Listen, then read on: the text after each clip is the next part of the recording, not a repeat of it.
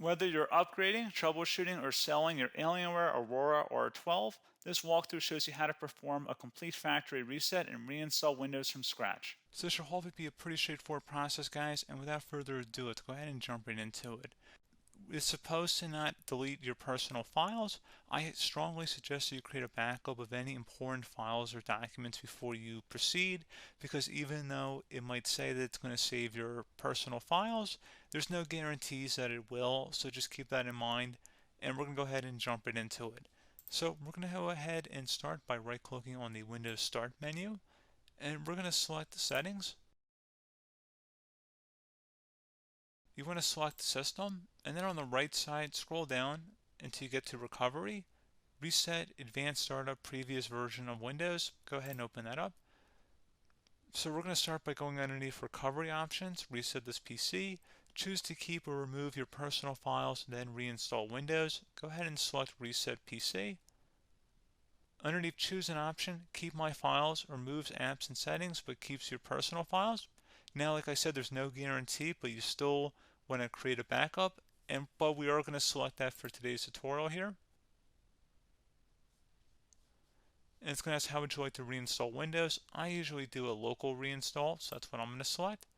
And current settings is going to reinstall Windows from this device, and then we're going to select next again. This shouldn't take too long here, guys.